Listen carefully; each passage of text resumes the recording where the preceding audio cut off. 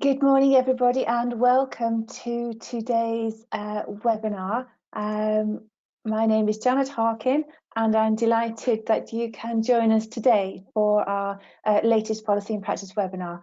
Thank you very much for joining us. We have a lot to get through today, so just while a few more people are joining us, I will just run through a little bit of housekeeping. In the panel on the right-hand side, you will see all your functionality here to enjoy today's webinar.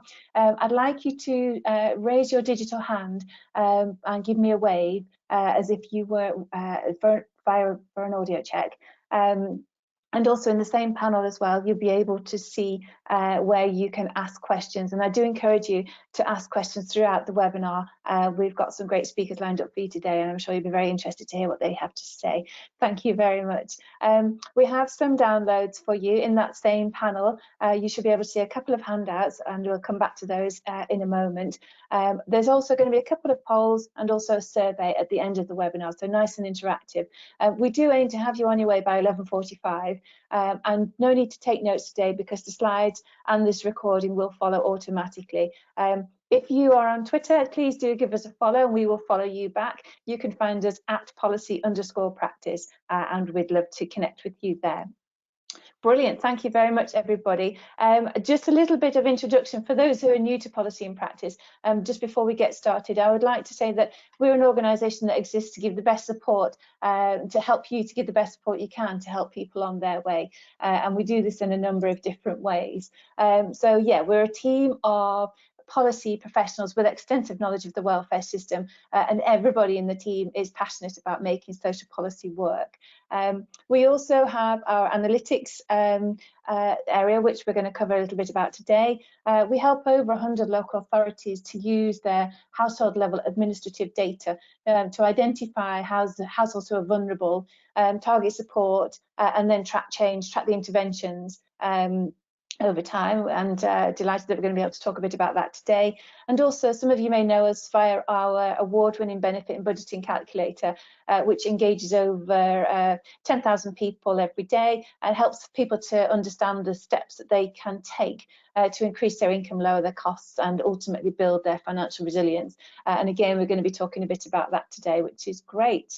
So a nice interactive full webinar today. So bear with me now while we manage our first technology challenge. I want to introduce you to today's speakers, and I will ask our speakers to unmute themselves and share their cameras, please, so that we can all say hello. Brilliant, lovely. Okay, so first up, there's my colleague Zoe Charlesworth. Zoe is Director of Policy and Operations at Policy and Practice. Good morning, Zoe. Morning, Janet, and morning, everyone. Thanks for joining us. Lovely, thanks, Zoe. I'd like to introduce Nick Harvey, who is the Specialist Training Officer at Folkestone and Hythe District Council. Do you want to say hello, Nick? Lovely, thanks, Nick. You were on mute there, Nick, but I know we were chatting earlier. And also, I would like to. There you go, Nick should be able to say hello now. I do apologise. I'd like to introduce Andy Johnson, who is Employment Solutions Officer at Rotherham Council. Andy, do you want to say hello?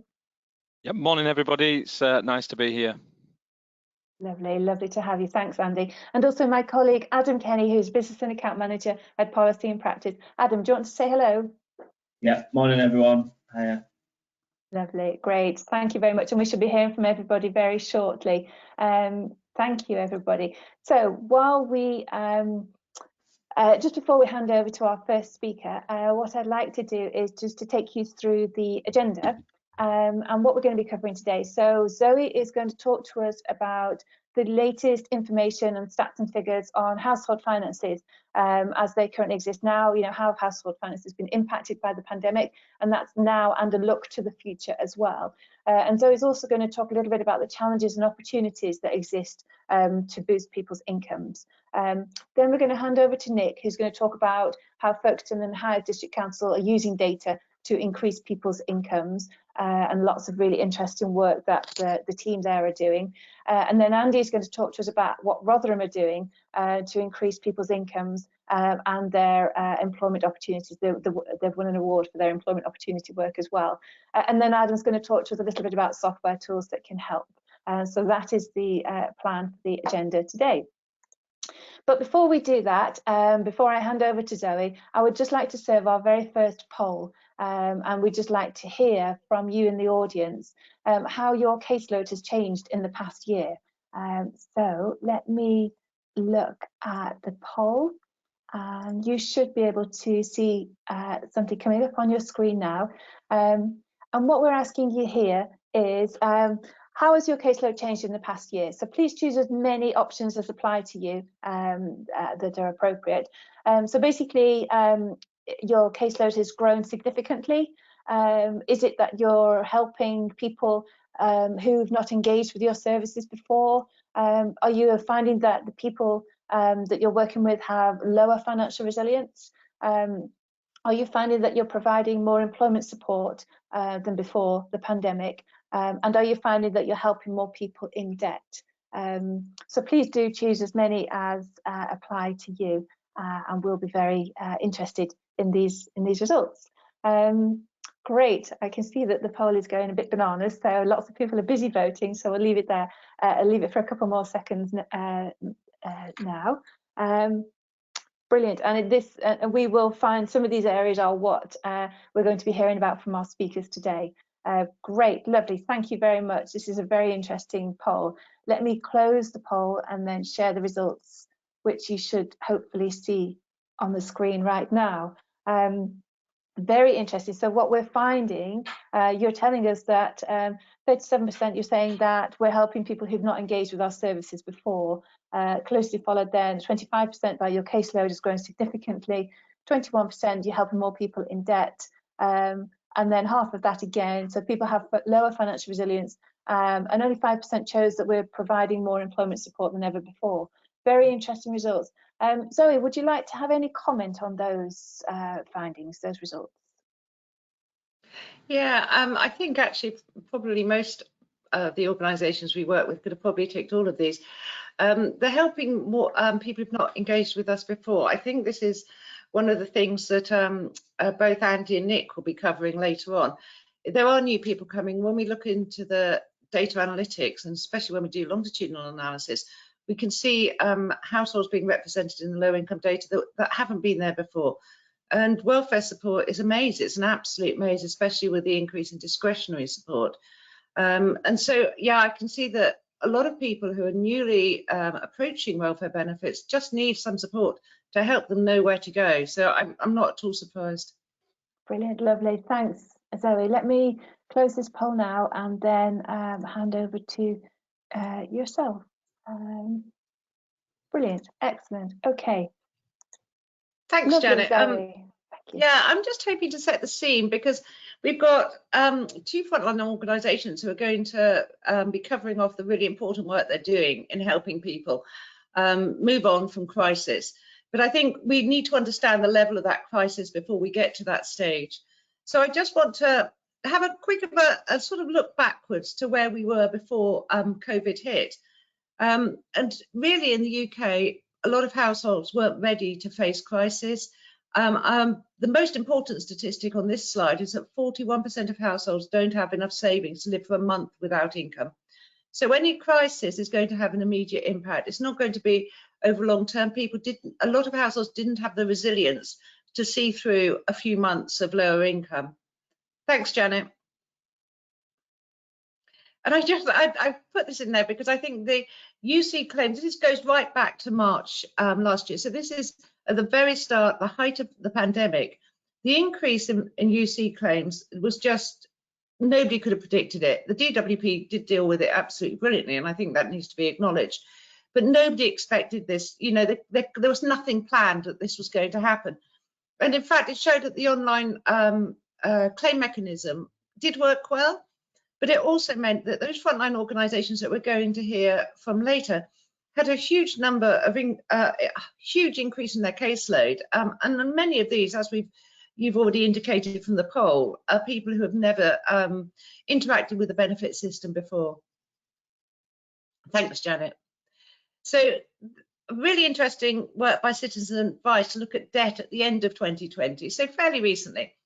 There were 7.3 million adults were behind on household bills, and that's standard household bills. 1 in 3 households had lost income because of the pandemic. But I think if we start, there's been a lot of focus recently on child poverty, and 45%, nearly half of households with children lost household income. So you can see that the crisis across the population was really building up and is still building up. And that's where the frontline organisations come into play to support these people. Thanks, Janet. Yeah, just some stats. These are taken from the, I don't know how many of you have a look every time the benefit stats are released, but the recent ones have been released. So I thought I'd put some updated figures in here. There's been 6 million people, there are 6 million people currently receiving universal credit, which is a 98% increase from March 20.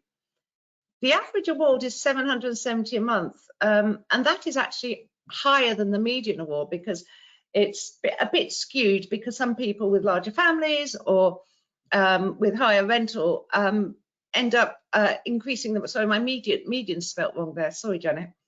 But the actual median is only £690 a month. That isn't a lot of people to live on when you consider that the CJRS goes up to £2,500 a month. And that's an individual, so a household could be getting £5,000 a month. For people who don't meet those government support programs, the average award of £770 a month is a major income shock. But there's still 3.9 million furloughed workers. And we'll come on to on the next slide, but a lot of those are expected to end up being made redundant. But vacancies are down by a third. Now, other of them are doing a lot of work with employment support, but we have to remember that that's getting harder and harder because the number of vacancies, the number of jobs available is also down. Thanks, Janet. This week, the APPG on health, the all-party parliamentary group, launched a report. And I just want to bring out some of the things that were mentioned in the launch speeches, because some of these are really interesting, because this really gives us an idea of the state of play in the UK at the moment around poverty and low income. We've got the least generous out-of-work support of all OECD countries. And all 4 child poverty measures show child poverty increased from 2017 to 21. I say all 4 child poverty measures, and this is, of course, because there isn't a standard poverty measure in the UK. We don't have a standard poverty measure. So all the organisations that work in poverty come up with their own measures. There are some readily accepted ones, but we don't have a standard measure of poverty or child poverty. And the next, the third point here is actually really interesting. 6 out of 10 households in poverty are from a working family. If you watch parliamentary television, as often as I do, the response always from the DWP and ministers is getting into work, that's the route out of poverty. Well, of course it is. I mean, if people can get into work, sustain work and increase income in work. But minimum wage jobs are not a route out of poverty, not given the cost of housing in many areas of the UK. So we have to accept that many people who are measured by any different measure of poverty are actually working households. Thanks, Janet. We'll move on. And this was the recommendations at the launch this week. And these are really sort of straightforward ones, that social security should be sufficient for healthy living. We've got to remember this was the APPG on health. They were mostly focused on health outcomes, and the links between poverty and health, I think, are generally accepted.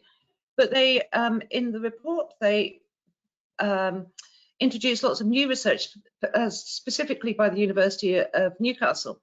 Very interesting that there is a really strong correlation between mortality rates, mental illness, and the length of life with healthy living and poverty. So poverty isn't just, I can't pay my bills now, it has a long-term impact. They also asked to reverse benefit freeze, and really that equates to keeping the £20 uplift. when we did an analysis of this, the £20 uplift more or less just cuts, just reverses the last 4 years of benefit freeze. Reintroduce limited capability of work or RAG element. And this is because a lot of people who are on disability benefits will lose support when they move over to universal credit. The removal of the limited capability for work uplift means people who may well be on benefits for a long time and have no option to look for work or get into work at that point are trying to live for quite a long period on very low income. Removing the benefit cap and the 2-child limit, these are things that PIP has called for over and over again. They also suggested that the government needs to look at removing sanctions and conditionality, particularly for carers and those with young children. And the reason for this is that sanctions and conditionality have been shown to have no impact. Every benefit system has some level of sanctions if people, but very, very rarely used, incredibly. They aren't an embedded part of the system like we have in the UK. And there's so much research now that shows that they have absolutely no impact on employment outcomes. And I'm going to leave it to Andy from Rotherham to perhaps discuss this a bit further, but there is also an awful lot of evidence that the more in crisis people are, the more they're in debt, the further they are away from engaging with employment.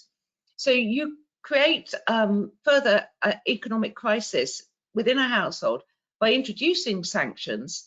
And what that does is actually make it more difficult for people to engage with employment. And the other recommendation was the end of the 5-week wait. And what was really interesting is Debbie Abrahams, who was launching this report, had said that Boris Johnson had said he would accept the recommendations. Yeah, I mean, that's really great. That's really great. I think we just have to hope that that happens, because some of those things have been asked for a long time. Anyway, more uncertainties on the way. The OBR is still saying that 10% of current furloughed workers are likely to be made redundant. They will be updating their figures with the outcome of the second lockdown, so we'll have to see what happens there. The £20 uplift has now been extended, but only for 6 months. There's enough evidence of the level of poverty that would increase by removal. So I'm not sure, will that be extended? We have to wait and see. And it's very hard for advisors to give advice, isn't it? Do people move from legacy to UC when you don't know, in fact, if you're going to be better off 6 months down the line? So it creates a real difficulty for frontline organisations. Minimum income floor hardly be mentioned. If that's brought back in, most self-employed people do not qualify for universal credit once so they have no income at all. And I think we've got to really keep an eye on that one. And of course, the impact of Brexit, certainly on employment, how many vacancies are available and become available as we come out of the pandemic is an unknown. And I'm sure the OBR will be updating their forecast, taking that into account. So we've got policy uncertainty, and really the only real response to this is to maximise incomes. Benefits is really complicated. Lots of new people coming to benefits for the first time. In order to fill the gaps between the mainstream benefits, huge amounts have been given out in discretionary pots. And this is really hard for people to find their way through this. Most people don't even know about these discretionary pots. And the problem is, if an organisation is reactive, waiting for people to come and ask for this, it's only the people who know to ask who will get this money. So proactive support, maximising incomes, becomes the key action to offsetting some of this pandemic, some of the outcomes of the pandemic. And I think one of the things that is always worth bearing in mind here is the level of unclaimed benefits in the UK. A lot of this is people don't know they're eligible for benefits. Also, a lot of people think life will get better, so they don't claim, they put it off. But during that period, debts are building up. So interesting slide here. I won't go through it in detail, but it'll be in your pack. But it does show that targeting support to get people to maximise income can be incredibly effective. And some of the organisations that we work with, the figures that they get, they show us that they've managed to increase incomes for households, and that's obviously really great for the area as well, for the local authority economic area. So it's a really, really important action that local authorities can take. Thanks, Janet. Yeah, barriers to take up. Why is there so much unclaimed benefit? And a lot of some research we did on this a little while back showed that this is affected by the claim process. Lack of awareness is also an issue, as I mentioned. Digital by default. Just before we came on here, Andy from Rotherham, who'll be speaking after me, was saying that is a real problem, that not everybody has digital access. One of the problems that local authorities have is that they are charged with being the operational arm of many of these government discretionary support mechanisms.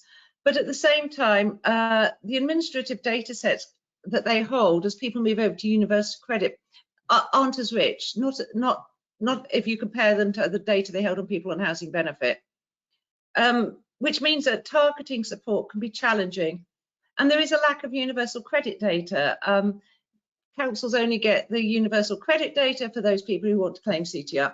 So you've got this real issue that although councils are expected to support their residents, there is a limited amount of data that they have that they can do this with. But at the same time, there are opportunities. You can use that data to target support to people who are underclaiming. The councils we work with,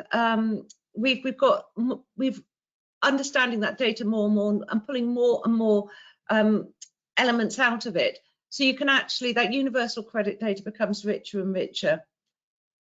Also, the other, I think, probably opportunity with universal credit is the merging of in-work and out-of-work benefits does mean that people do know that the one benefit they can claim is universal credit.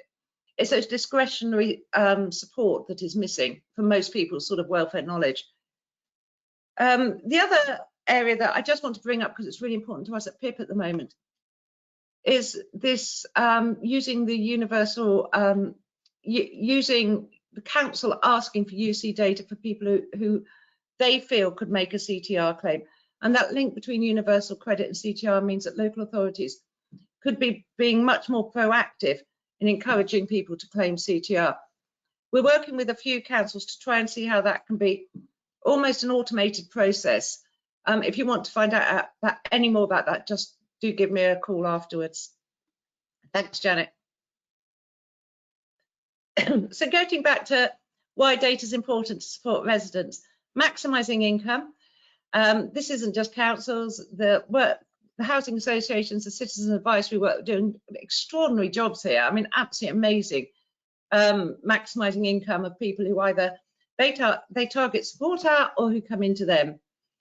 Proactive support to prevent crisis and homelessness. I mean, it's obviously not just good for the residents, but good for the councils in terms of you're stopping that financial outlay further down the line. But actually, proactive, early proactive support can prevent loss of income turning into a major crisis.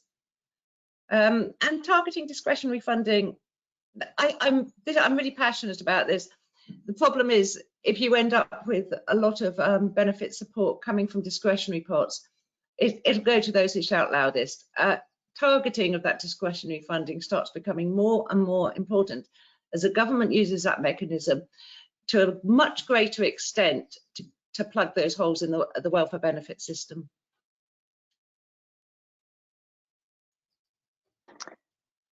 Brilliant, Zoe. Thank you ever so much. That's a really interesting session there. Thank you for that overview. And please do pop your questions into the panel for Zoe. We'll have plenty of time for Q&As at the end. Thank you, Zoe. Before we hand over to Nick, what I'd like to do now is to serve our second poll, which is basically talking, as Zoe was talking there, about benefit take-up. So I'm asking your experiences, your view. How do you encourage benefit take-up now? Hopefully that is what you can see on the screen. So basically you are helping people, I do apologise, have I got the right poll? Yeah, we've got the original poll. You've got the original poll, right, okay. Okay, I think the system is not letting me serve the poll for some reason. Okay, I am really sorry. I don't seem to have that second poll, which is a real shame because we were going to ask you how you encourage benefit take-up right now. But if you could pop your answers to that question in the panel, I'd be really interested, because what we were going to ask you was how you encourage benefit take-up now. Is it that you carry out reactive benefit assessments? So as Zoe said, people come to you and you deal with them accordingly. Do you send out blanket letters periodically to people, encouraging them to take up, but in a non-targeted way? Do you use data to see who's missing out on benefits and then proactively target campaigns to them? Or do you not do any benefit take-up activity at all? Indeed, that's why you're here on the webinar today. So apologies for the glitch on the technology, but if you could pop that into the panel, it'd be really interesting. We could pick up that in a moment when we get to the Q&As. But without further ado, then let me move over then to Nick from Folkestone and Hythe to talk us through their experiences. Over to you, Nick. Cool. So I've still got the poll up. Okay. Has it moved over? How's that looking now? Yeah, much better. Thank you very much. Right. Thanks, Janet. Yes, good morning, everybody. Happy to be here. My name is Nick Harvey. I'm the training officer here at Folkestone and Hythe District Council. I'm also part of the revenues and benefits team, and this is where mainly Lift has been pulled into as far as our council is concerned. Just a bit of information about our district. We're down here on the south coast. We've got approximately 52,000 dwellings. Our CTR caseload has gone up this year. We're currently running at about 10,000 claimants, and that's gone up 8,000. Sorry, it got up from 8,000, 2,000 extra from early 2020. So that was an increase of about 500 per month we were doing during the first lockdown. Our housing benefit caseload is about 5,000. That's slightly lower actually than this time last year, as more and more claimants move over to universal credit. We are approximately 60-40 working age to pension age, so we've got a more elderly population, higher care needs, and less likely to pay maximum council tax moving forward. We're mostly a rural district where we have millionaires and the odd billionaire, but we also have two big towns where deprivation is highest, and we are in fact the second highest deprivation in Kent currently. We've had the Lift dashboard since July 2019, and this year is probably the year where we really got a good grip on it and started doing a lot more work with it. Thanks, Janet. Yeah, what a year. Who would have thought this would all happen in 2020? Even with that going on, we still managed to do a few campaigns with the Lift dashboard. And I'm going to talk through each of those 5 ones. The pension credits for over 75s, self-employed and low incomes. This mainly came out because of COVID. Again, those most affected by COVID, severe disability premium because the gateway was shutting, and also targeting discretionary housing payments. We have been building up for this. As Zoe was saying earlier, there wasn't a brilliant financial situation for the country before COVID, and we were looking at ways of being of helping our customers more through vulnerability and welfare. So we started up building up a welfare team. We started 2020 with 2 members. We've now got 5. Luckily, we had gone up to 4 people before February. So we had no idea how busy they would be, and they have been busy. So we just been really building up, and I think we're at a stage now where we're actually really getting to work on those who need the most help. Yeah, thanks, Janet. Yeah, so the first campaign that we did was pension credits for over 75s. Following the Lift focus session at the end of last year with policy and practice, there was a commitment on most of the parties that were there that we would all work together on one, effectively a national campaign to try and help as many people as possible to get their pension credits. And this was going to be linked in with the TV licensing as well, because they were going to lose their free TV licenses. So in our area, Lift identified 88 households that would be eligible for pension credits. These were contacted via outbound calling. If they weren't there, a message was left if possible, and if no contact was available, then a letter was sent to them. We had really good outcomes on that one. 27 of those 88 households are now claiming pension credits, so it's about a 30% success rate, just on the back of a few phone calls and a few letters. So yeah, really good. Thanks, Janet. Yeah, and then we moved on to self-employed and low incomes, but COVID hit. We went through huge changes as a council. I'm sure everybody here has gone through huge changes. Our CTR, as I said, went up massively. We had to set up and allocate £150 to all working age CTR claimants. We had to have additional hardship payments for those who weren't able to claim CTR, and targeted those that were most COVID related. So those had really lost incomes.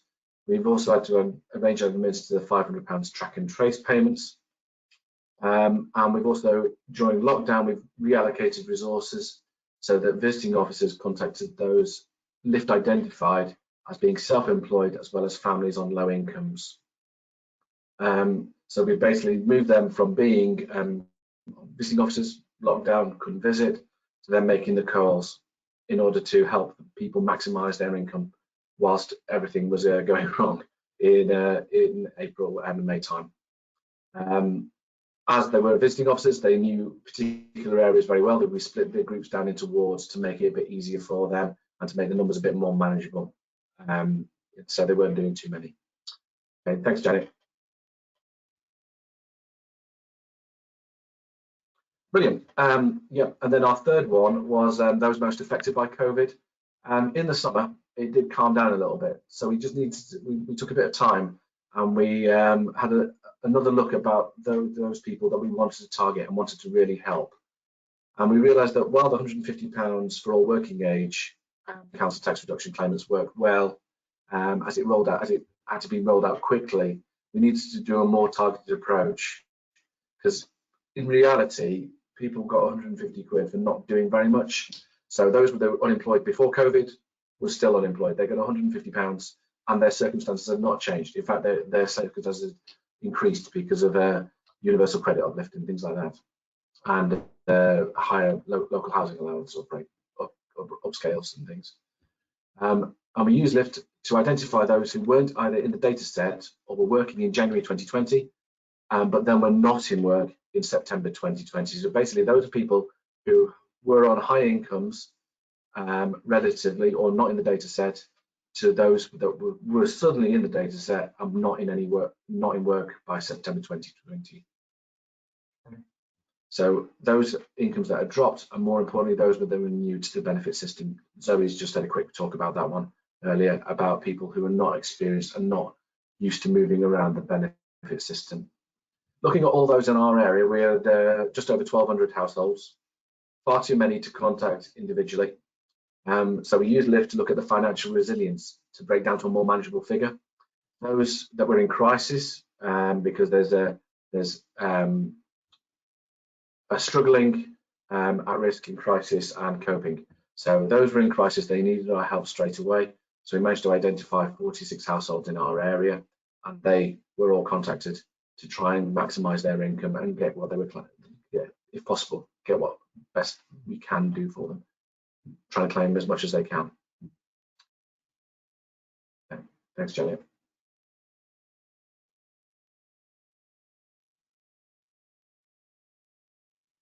Yeah, we've got a happy story here. We've got a couple with a 3-year-old daughter, and there's another one on the way.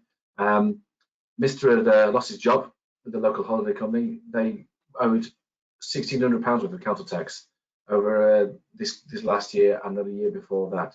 They weren't even able to afford one Christmas present for their 3-year-old daughter. Unfortunately, by the time that we managed to get in contact with them, we weren't there in order to get a Christmas present for the 3-year-old, but we were able to clear the family's outstanding debt. So they started 2021 in a much better financial position. In fact, they don't owe anything to us at all at the moment. So that's really helped them out. The best part is we were in time to contact the local arm of Baby Basics, who have provided a Moses basket full of clothing, toiletries, nappies and essential equipment. And I've only just found out yesterday, actually, babies arrived and we've also referred them to the Warm Homes Grant as well. So really, hopefully, turning that family around and making a real difference for them moving forward. Yeah, thanks, Jenny. Once we'd had a look at that, we also had a look at severe disability premiums. As a lot of us know, the gateway to severe disability premiums has now closed. We want to get as many people on that before they had to go on to universal credit. We ran the campaign twice last year. There were relatively small numbers for our area, and it was a quick fix basically before the legislation changed in January. So trying to get a maximum number of people on there before the rules changed. We're looking forward to getting some results from that soon, actually, because it's a fairly new campaign. Thanks, Janet. And the final one that we did this year, apologies for the brief discussion. So the discretionary housing payments that we were using were generally for rent top-ups, deposits, moving costs, and first month's rent, etc. We haven't had as many tenants moving this year. Landlords have been unable to evict, tenants have stopped paying, so rent balances have been increasing. So we were looking a way of using our budget as much as we could. We realised in autumn that we had a fair amount of discretionary housing payment budget left, and we used LIFT to target those who should be eligible for discretionary housing payments. Again, we split them into more manageable figures, more manageable numbers. So 3 groups of tenants: council, social, and private. And in November, to give you an idea of where we worked, we had 26 applications for DHP with 22 awarded. And then we started the campaign, and then in December we had 72 applications with 62 awarded. So obviously, our numbers reflect that the campaign did have an effect, and with hopefully maximising other people's income for discretionary payments. Those that also apply for DHPs were automatically referred to financial support payments as well to help those with their council tax. So that was really good as well. So they were automatically included in the people that we would look at. Okay. Thanks, Janet. What's next for us? Well, as Zoe said, lots of challenges. Furlough will end at some point this year. So more benefit claimants are expected, and more people who are not new to the system. What we're hopefully going to use LIFT for is to focus on those most affected, those new to benefits, those with council tax and overpayment and rent arrears, and those whose financial resilience is at risk or in crisis. So those that really need our help. So we're able to maximise the support able to them. We're hopefully going to move the discretionary housing payment referrals from LIFT into business as usual, so that every month we will get a new list, and then that will be worked through and looked at, and the customers contacted. And on a more strategic side, we are hopefully linking up with Kent County Council and other districts of Kent to add more data to the dashboard to give us a really good picture about where our customers are and what difficulties they may be facing. So thanks very much for that.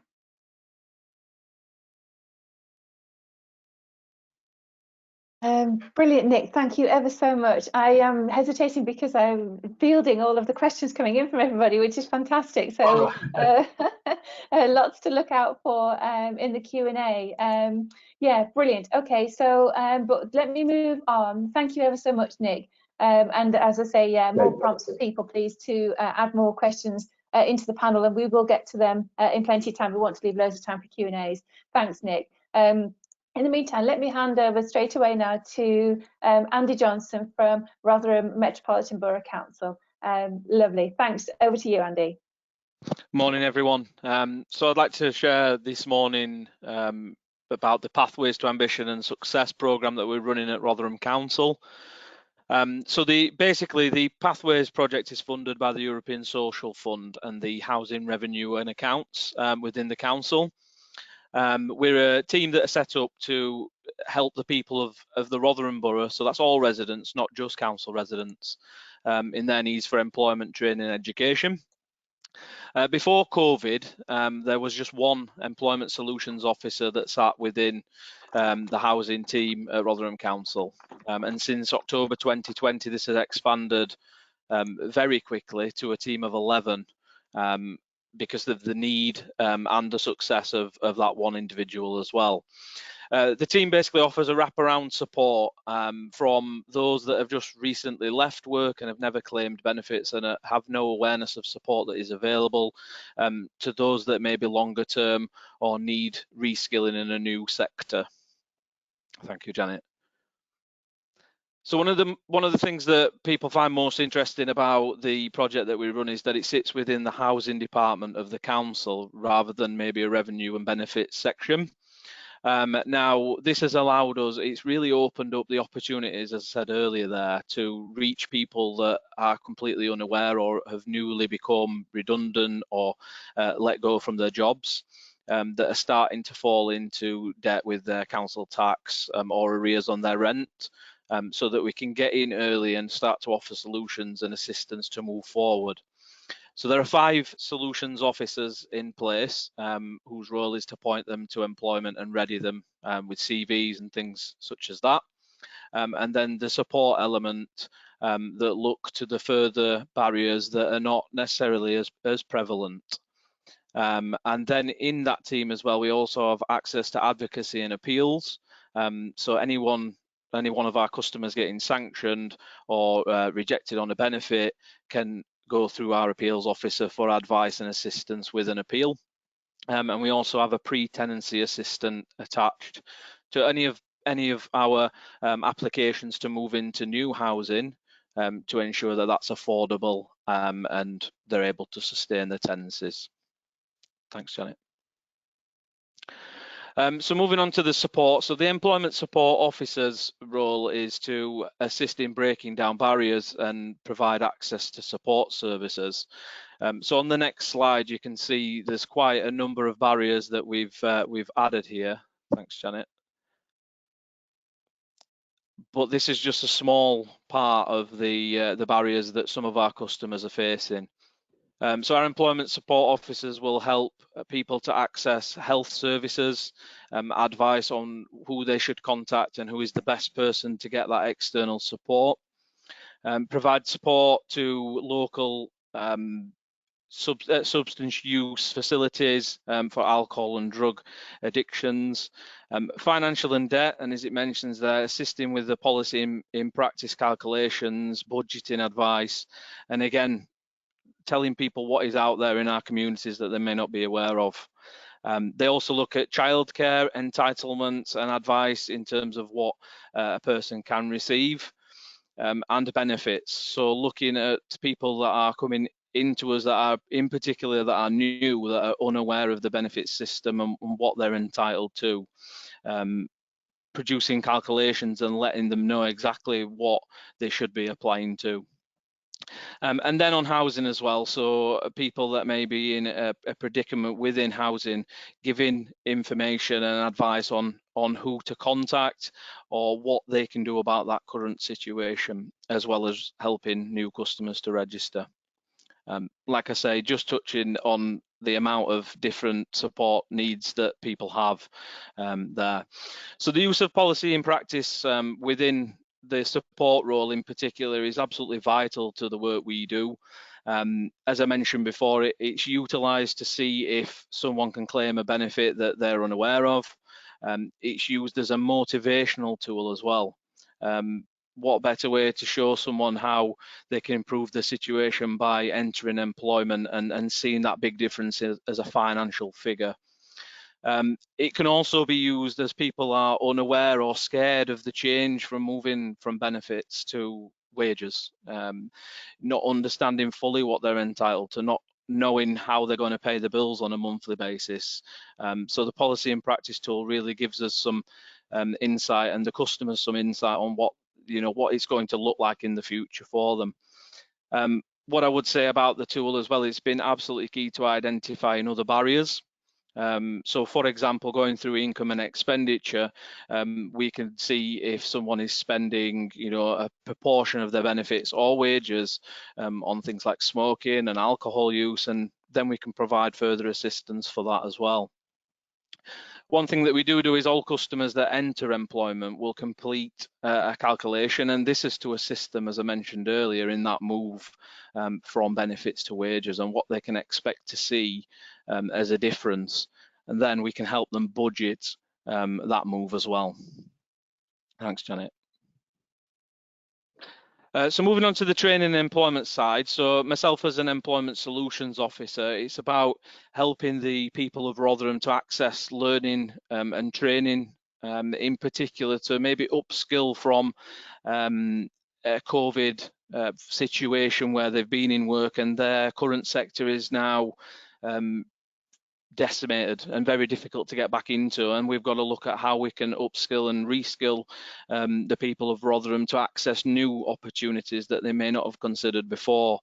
It's also looking at identifying suitable volunteering and work experience for those without experience currently, and moving through your employability training on CVs, preparing for interviews, that kind of thing as well.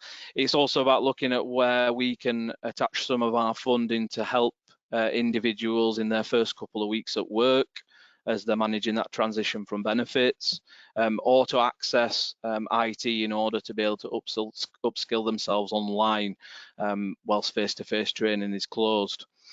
What we've also done in this particular sector is look to local employers that have opportunities, and we have set up work academies where our customers can access qualifications that are relevant to those employers and then attach onto a guaranteed interview with the employer.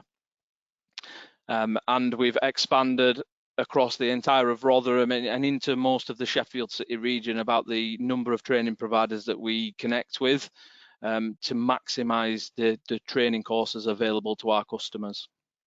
Thanks, Janet. So as you can see, and I think Zoe touched on it earlier, up to 7.6 million jobs at risk and 9 million people furloughed. We've seen a huge increase, particularly in 2021, as goes with the figures of the number of customers getting in touch with us and the referrals coming through all the systems that we use. It's, I think the support that we offer now is going to be more vital than ever moving forward into the summer, and as particular job markets start to open back up and vacancies become more available, helping the people of Rotherham to stand out in their applications is going to be vital. Thanks, Janet.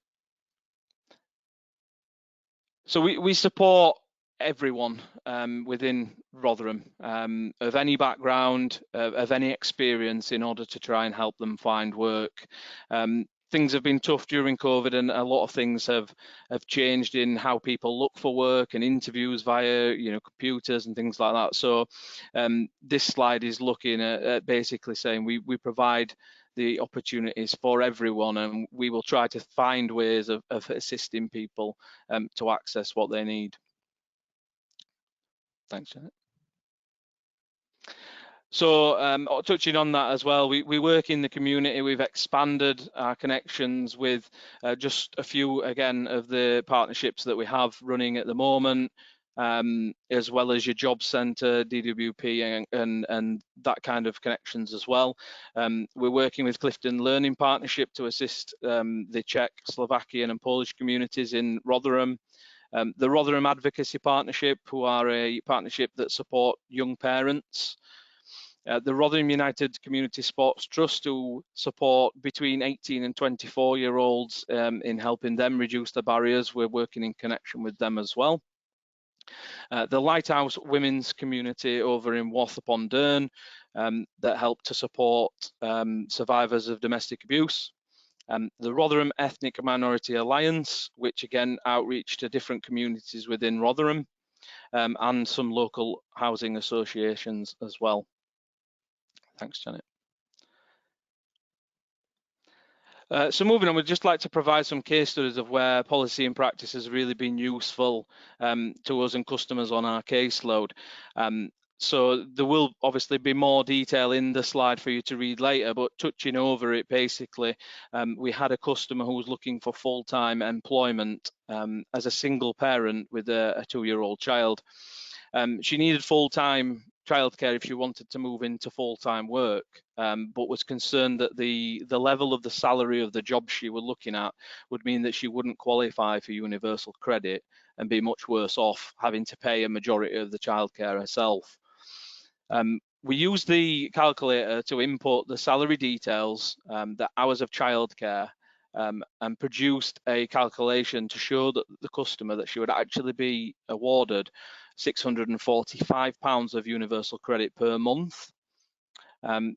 The customer couldn't quite get her head around it and understand how she would get that money while she's in work. So we reran that calculation because of the way that policy and practice is adjustable, to be able to show her that we didn't have to input those childcare costs and she would still come out with £7 worth, so nearly £8 worth of universal credit per month. Without taking into account the childcare costs. So the customer was able to sort of separate the childcare and universal credit, which helped her to have the confidence that she could move forward and start applying for work. Thanks, Janet. A second study is one that we've done in advance of some Kickstart opportunities that are going to be with Rotherham Council. And those are going to be available to our 18 to 24-year-old customers, many of which may not have reached into employment before. So maybe on benefits and moving out of universal credit for the very first time and unsure of how that's going to work. We've readied calculations based across, different measures, whether the customer is living alone with a young family or with the parents. The one involved in the case study example here is someone living with their parents that does not have an housing cost. The tool here that we're going to do is a better off calculation to show them exactly how that transition from benefits into work will work for them and how much more money they will receive per month. Because of the nature of Kickstart being national minimum wage and between 27 to 28 hours, the customers may have a preconception that they'll actually lose a lot of money. So this will be absolutely vital in motivating those people into work. Thanks, Janet. So far then, since the expansion of the team in October 2020, we've supported 136 customers who started on our programme. 18 of those customers, I'm delighted to say, are now in employment, full-time and part-time employment. 34 customers have now upskilled and gained qualifications through training. I'm delighted to say that another 10 are completing qualifications this week as well and moving into interviews on the 1st of March. With a company that supports the council with their social values. The programme has seen massive increases, as I mentioned, since the term of the year, and we're just looking forward to many, many more throughout the year. I think as a team, we are absolutely proud of the work that we do and being able to say that we make a real difference to the people of Rotherham. Thank you. Brilliant, thank you very much, Andy. And I would just like to prompt people for any other questions coming through. And like I say, we're going to have time very shortly to go through the Q&As. Very interesting session. I particularly enjoyed your case studies. Thank you, Andy. Thank you. Thanks very much. Let me now move on then at pace to my colleague Adam, who's going to talk a little bit more depth about the software that both Nick and Andy have referred to. Over to you, Adam. Hi guys. Yes, first of all, kind of thanks to Nick and Andy for the stories, because it's always great to see the amazing work that our partners are doing and the impact that it has on those low-income households, and especially a lot of that stuff that Andy just said there really went into some depth, and there's some really interesting stuff there. So I think today what I was planning on doing is going through what Nick and Andy's process might have looked like, pulling out some key points.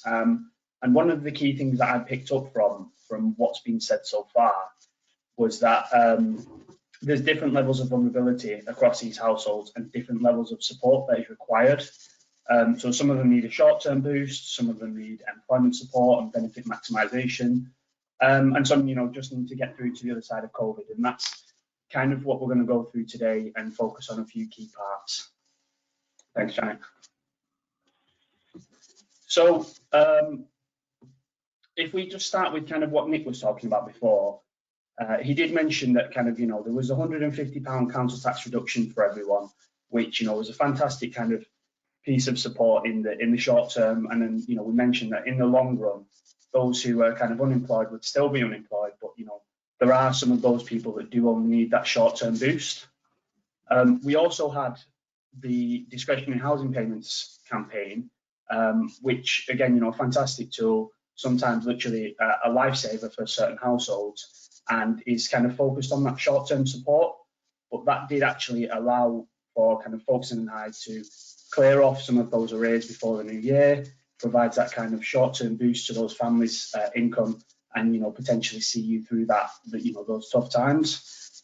And what we've been seeing is that countless times during these conversations with the local authorities that we work with, and the housing associations, the citizens' advice as well, is that this new cohort of people that were maybe once self-sufficient, self-employed, running a business, kind of had that financial resilience and were able to support themselves, now through no fault of their own have kind of a low financial resilience, and we're trying to just either give them kind of the long-term support to maximise the benefits and mean that they can be seen through this period, or for some of them it's just about getting to the other side of COVID, because if we can get to that and the world can open up again as it should do, then those people might then be able to support themselves kind of moving forward. So what I've got here is just an example, and what I was thinking as we were going through was that these will probably be examples that Nick and Andy, it's how they may have done it, but from what they've said, I think this is probably exactly how they've done it.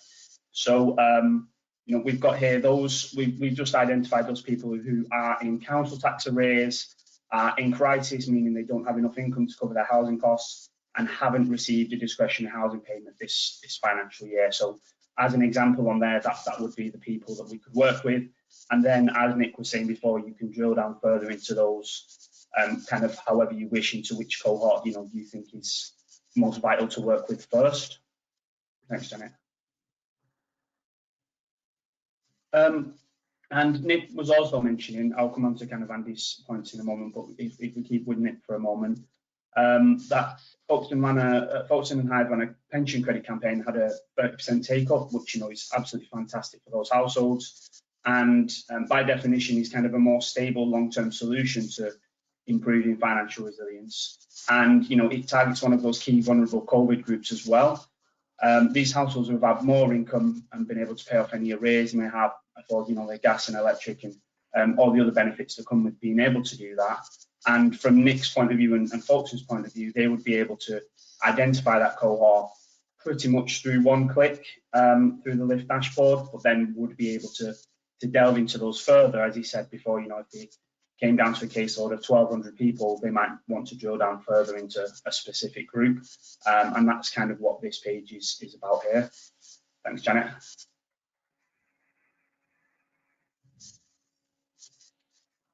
And what I just wanted to show you on this one as well is that if Nick was to drill down further into that pension credit cohort that we identified on kind of the last page, that you would then be able to look at those maybe with council tax arrears or rent arrears or any other factor that he wanted to look into. But I know that one of the key focuses he mentioned earlier was clearing off those arrears before the new year. So if there is any circumstances where those pensioners did have any arrears, that would be a good place to start.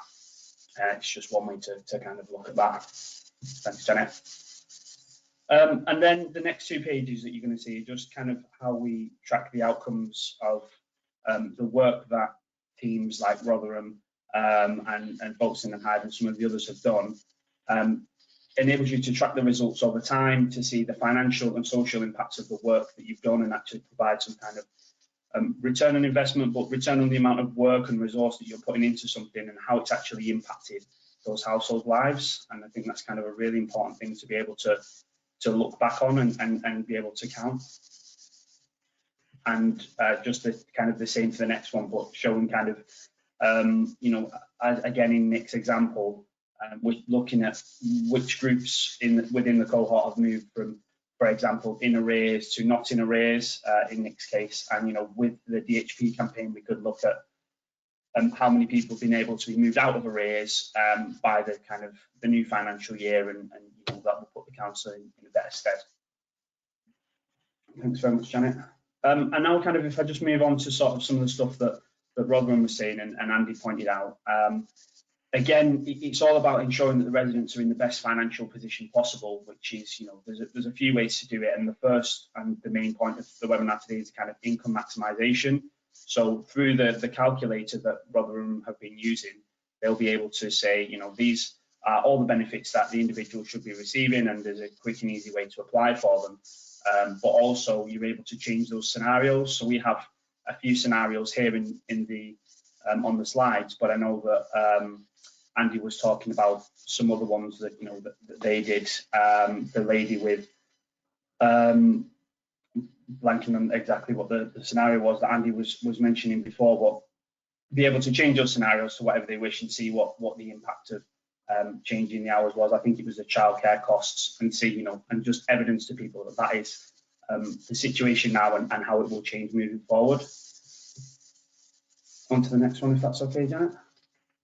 Yeah, and then another point that was kind of key to mention is that the customer's costs. So again, it's what Andy was pointing out about. We can say that compared with similar households with a similar makeup, we can say, you know, these households could be making these savings. We know what their budget is, we've input that.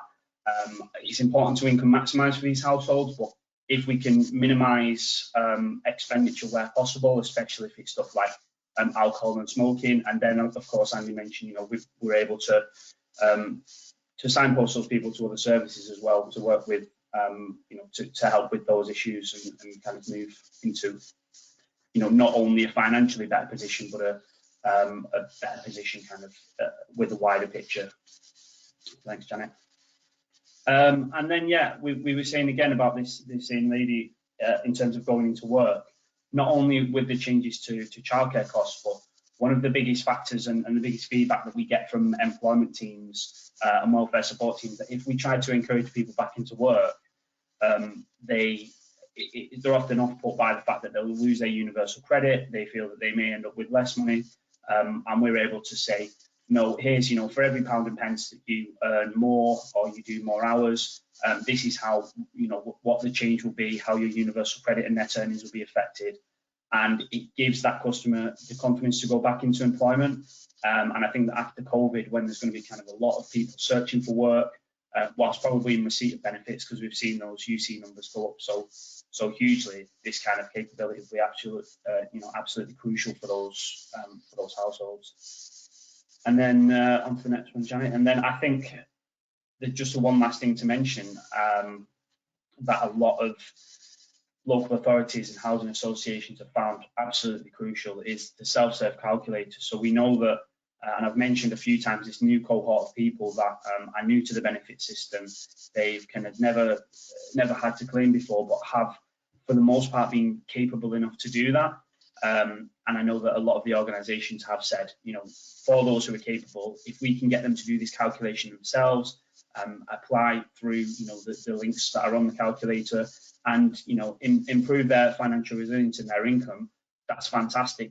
We've helped them, but they've been able to support themselves, which gives us more time to focus on that one-to-one support with the most vulnerable, to sit down with those cases, again, as Andy was mentioning, with the very specific situations that you want to work through on a one-to-one basis, and provide the confidence for those people to make a change. So, you know, these are just some of the things that I wanted to pick out today, and I think they were relevant to the points that Nick and Andy said.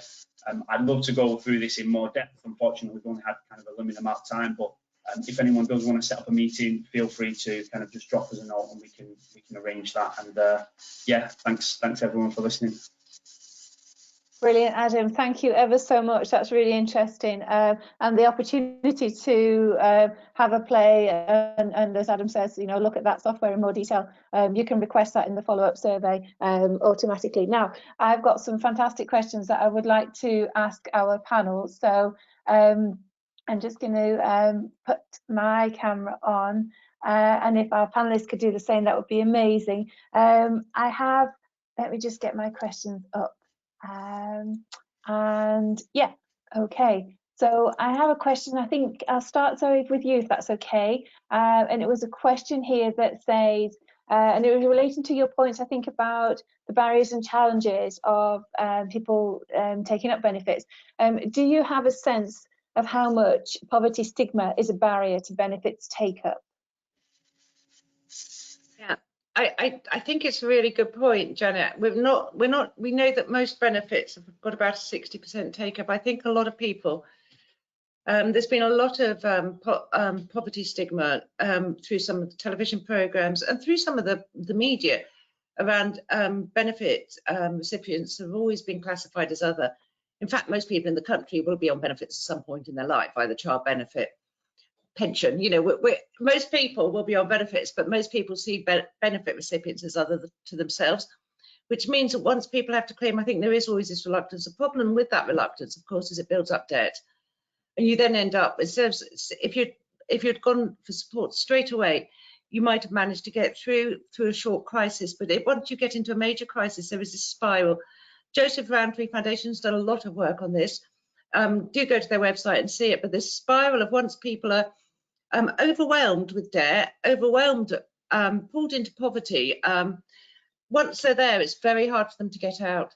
So that really immediate, the work that Nick was talking about, that targeting, that immediate work is really, really vital. But I do think, yeah, I think it's got a really big point. One of the other things I would say is that all the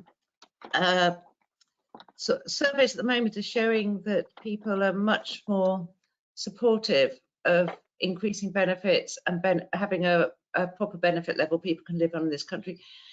From both supporters of both political parties have always been very keen to vote for benefit cuts. So for both political parties, it's always been a politically good thing to put in low levels of benefit into their manifestos, because it's slightly different on both, you know, both of the main parties, but across the board, all political parties, people like to know there's benefit cuts. People will always support benefit cuts.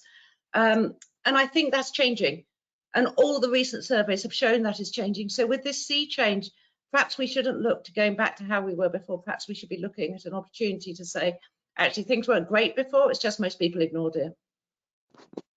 Very interesting. Thanks, Zoe. I'm interested in Andy and Nick's take on the same question. Shall we start, Andy, with you? What's your experiences of the poverty stigma point with the work that you do at Rotherham?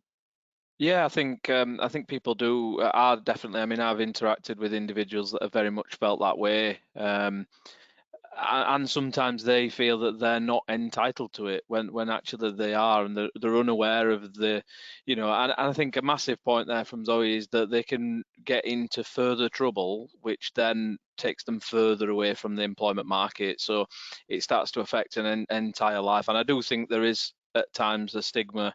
For people, I don't need to claim that, I don't need to do that, I'll get a job next week, and it doesn't always occur. So yeah, absolutely agree with Zoe's point.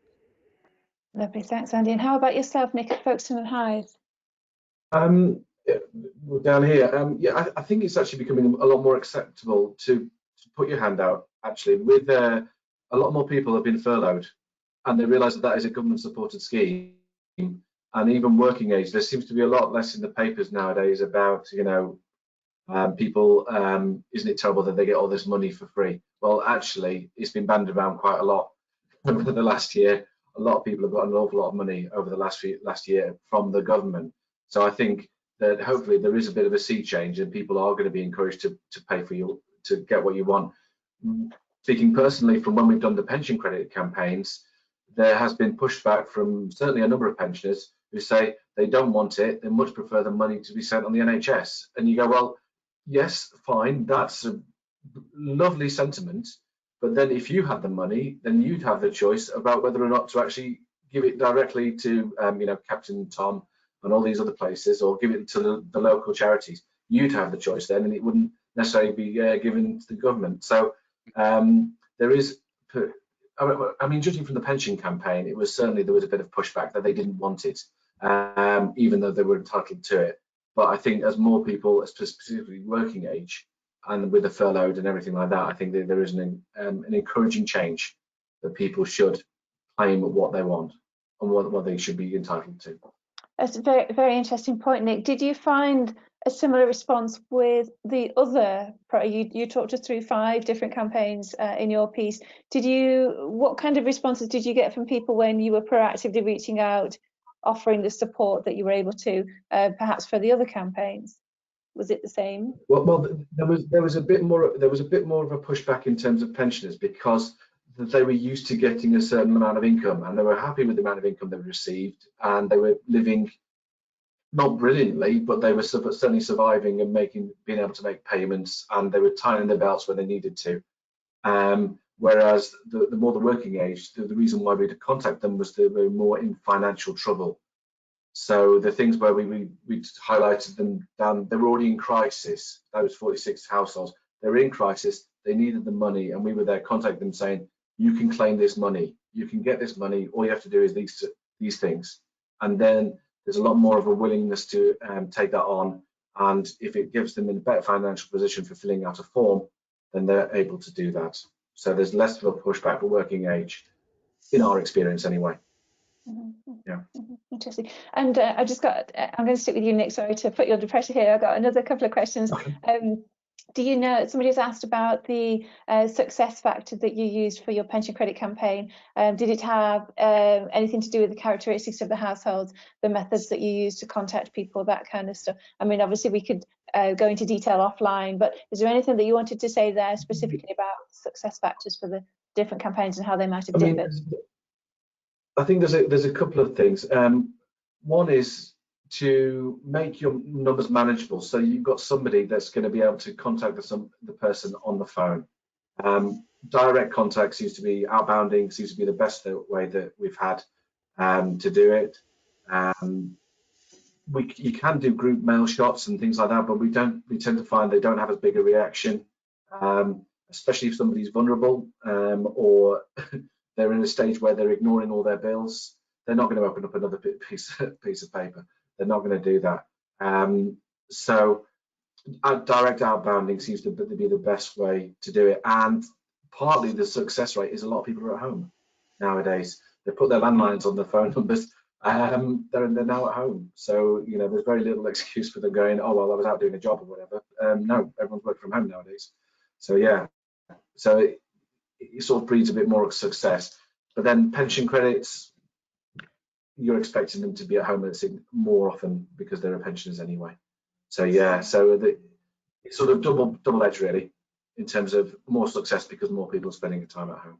Yeah, but direct outbounding seems to be the best way to do it.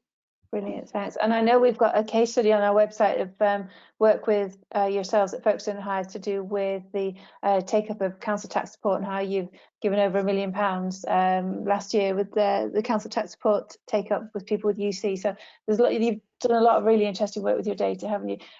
Just sticking with the point on data sets, there are a few questions that have come in from various people. And Adam, Zoe, I'll ask these questions to you. Could you just give a very brief overview of the types of data sets that are used to get the insights that Nick's talked through the campaigns? Yeah, I'm happy to. So the data sets we mostly use are the Shuby data set, which provides us with a lot of data on your temporary housing supported customers, and also your customers on legacy benefits. We use the CTR extract to give us information on your universal credit claimants. And there's also individual data sets that are specific to, depends if the council uses Northgate, Civic, or Capita, specific other ones. But the data extracts, if we work with the local authority, we look at what data extracts they've got and which ones will help. We've also developed methods of working back from your CTR scheme, so whatever you've put in place locally, to get to all the elements of universal credit. Because if you think about it, there's only one set of income and one sort of housing costs that can work to give that CTR award you give people. So we've got a very, very clever algorithm worked back to extract that data for UC claimants, because unfortunately, as people move over to UC, you start losing some of that data. So what we're trying to do is supplement it to make sure it's there. And that has taken a lot of our analysts have been banging their heads against the wall and coming up with some genius ways to do this. And I'm just amazed at what data we can get. Yeah, and the insights that can then come from it to have the impact that Nick's talked about. Absolutely, yeah. Brilliant, thanks, Zoe. I want to come back to Andy. I'm conscious of time, but just perhaps one last question to Andy about the use of the employment support work. The year that you've had, Andy, has been quite a year. You've talked a lot about the success, and you didn't perhaps modestly mention the award, the South Yorkshire Financial Inclusion Award that you won. Very well done to you all. How do you think this next year is going to pan out for you? We heard from Zoe about the different challenges that we think are coming down the line. How do you think this is going to pan out for you and the team and the work that you're doing? Yeah, I think it's going to be increased. The support that we provide is going to be increasingly needed now, particularly as we start to head out of lockdown and job markets start to open up. Although there'll be more vacancies, there'll be a lot more people applying for those vacancies. So it's looking at how we can then best support people, retrain, reskill, and just keep providing the services that we are doing. I think what all of us as a team are looking forward to is hopefully at some point getting back to face-to-face interventions as well, which can have an easier impact. It's quite tough to sometimes be impactful over a telephone, over a Microsoft Teams, and we're all looking forward to that chance of getting back face to face to be able to supporting people as well. So I think in the next 12 months we expect to be very, very busy, increasingly so, and look to support as many people as we possibly can. And do you think, Andy, you talked, and very interesting, I'm sure, for people to see the organisation chart. Do you think that internally, you talked us through how that team has grown. Do you think that's going to carry on growing? Is that your plan, do you think, or are you fully resourced? Hopefully so. As caseload sizes get bigger, obviously the need for more solutions officers or support officers will grow as well. And I think what's key there is a lot of our work comes direct through our housing teams from people that do need the support, either with struggling with council tax or income. And I think that's always going to be needed, even moving forward past 12 months time. But in the next 12 months, I think it's going to be key to assisting people to increase their income. Yeah, and do you think each team member will be using the calculator, perhaps for consistency of conversation? Is that what you envisage? Everybody will have access to the calculator? Yeah, I would think so. At the moment we have the access, and I think it's keenly used, probably more within the support function. But as that caseload grows, I think the need is going to increase in terms of the calculator. I can't give enough to say how important it's been in the kickstart, and particularly apprenticeships as well, where income is less and more consideration from our customers is needed as to what they can afford to move forward with. So that cohort is growing as well, the younger end, and I think the support for them will be ongoing for quite a long time. I think pre-COVID, one of the big employment issues has been the opportunities for young people without experience, and I expect that that's probably going to continue in the near future, if not for a long time. Very interesting. Thank you very much. Thanks, Andy, for that, and thank you everybody for all the questions. There's a couple that we've not quite got to, but I'm conscious of time and I want to keep help you on your way. But I would just like to say thanks very much to the panel, and thank you everybody for the interesting questions as well. So it just leaves me to say a couple of next steps. Zoe mentioned right at the very beginning, I've got this APPG wrong now, sorry, I've said our APPG poverty on the impact of maintaining the uplift in universal credit. You can get that report downloaded from the panel on the right hand side there, the handouts, and a bit more about the product brochure. We talked about a couple of our products there today. You can have a look at that as a handout there. When I close this webinar, there'll be a very short survey. We'd really appreciate your feedback, and it's also your opportunity to ask any other questions of our speakers today, but we'd like to know how you think it's gone today, and request a follow-up call if you want to talk about a bit more about the software with Atom. There's also the chance to, bit of a plug for our next webinar in March, and that's going to be on about boosting safeguarding through multi-agency data sharing, a really interesting topic. We're so excited about this. This is where different organisations, so health, police, local authorities and so on, are working together with their data sets to boost safeguarding. So do join us for that.